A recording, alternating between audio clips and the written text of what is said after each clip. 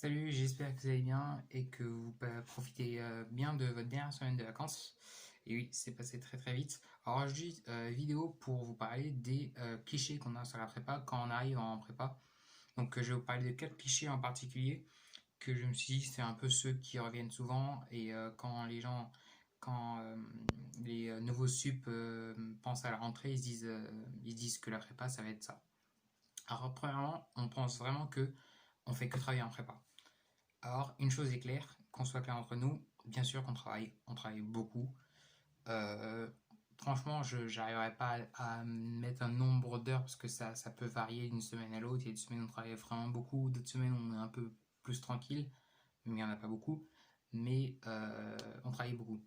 Mais on ne fait pas que travailler. Vous pouvez tout à fait sortir le week-end une fois toutes les 2 semaines, enfin faire une soirée une fois toutes les 2 semaines, une soirée, c'est-à-dire que le lendemain matin jusqu'à 10h vous pouvez pas vous travaillez pas.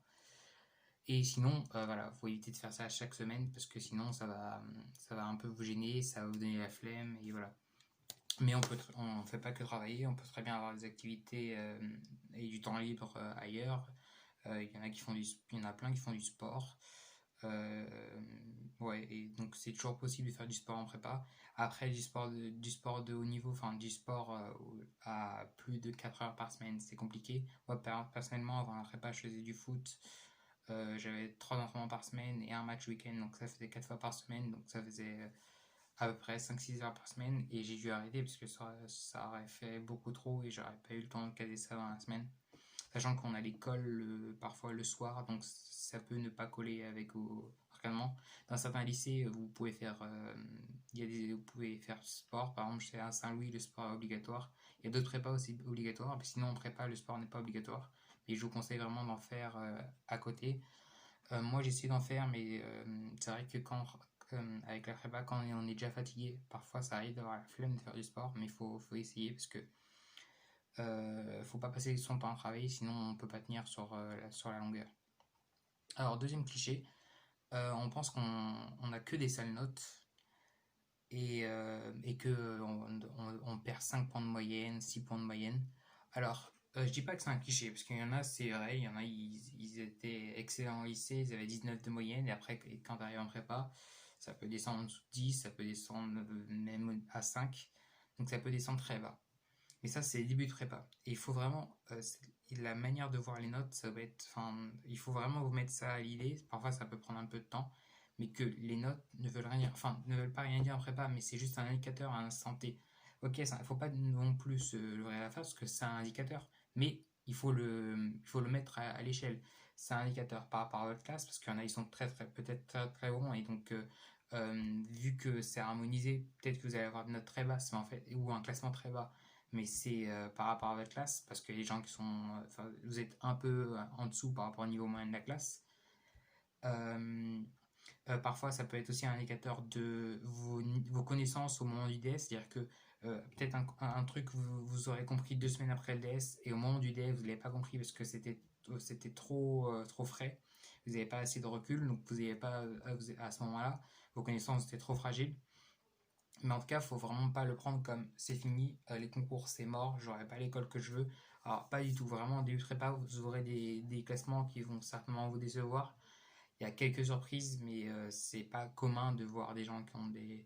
Donc en général, les classements sont plutôt bas, mais il faut continuer à travailler et pour améliorer ce classement et pour être fier de vous. Et vous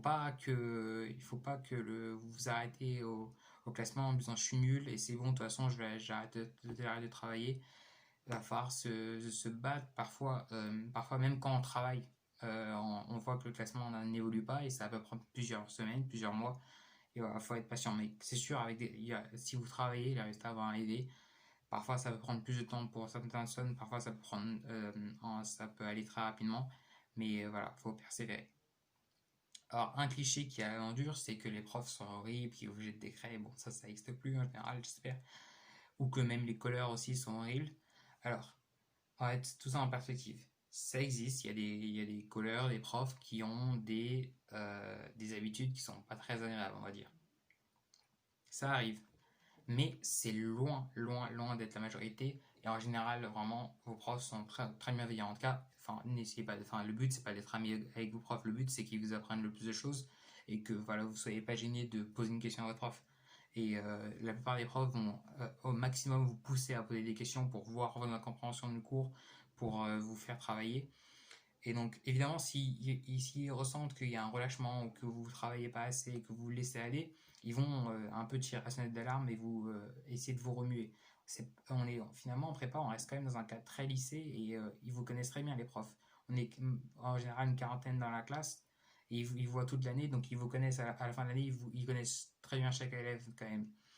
Donc, bon, à part en confinement, c'était un peu compliqué, mais ça va, ils ont eu le temps de vous connaître. Mais c'est ça que voilà, faites confiance à vos profs, écoutez leurs conseils. Si parfois ils peuvent croire que ils peuvent voir moins travailleur que vous l'êtes, et peut-être vous allez trouver les jugements de vos profs injustes, peut-être que vous allez les trouver durs avec vous, mais dans la grande majorité des cas, c'est vraiment pour faire progresser. Il ne faut pas le voir là. Pareil pour les collègues, parfois sur le au moment de l'école, il peut y avoir des remarques désagréables ou dire des choses qui plaisent pas parce on se dit mais je vaux mieux que ça quand même. Mais il faut pas se dire faut pas voir comme avec les notes, il faut pas voir ses notes comme s'évaluer sa personne par rapport à ses notes. Votre note, c'est votre connaissance au moment du DS, c'est pas vous. On note pas vous, on note pas la personne que vous êtes. Vous n'allez pas 5 sur 20. Faut vraiment avoir un détachement par rapport au comportement des profs et des notes. Et vraiment, ayez confiance en vos profs. En général, ils sont très, très bons. Ils sont faits pour vous aider et pour vous mener vers la réussite de vos concours. Et le quatrième cliché, c'est que la prépa, c'est un peu chacun pour sa peau et cette fameuse expression d'esprit concours. Alors, l'expression esprit concours, c'est en gros l'idée que tout le monde serait en mode esprit concours, et vu que c'est des concours, tout le monde doit avoir sa place, et en mode pour avoir ma place, je vais détruire les autres en les voyant comme des concurrents. Alors ça, faut vraiment, c'est pas du tout le cas enfin moi personnellement dans la prépa c'est ça, et j'ai déjà parlé avec des gens d'autres prépas et ils me disent pas que c'est esprit concours.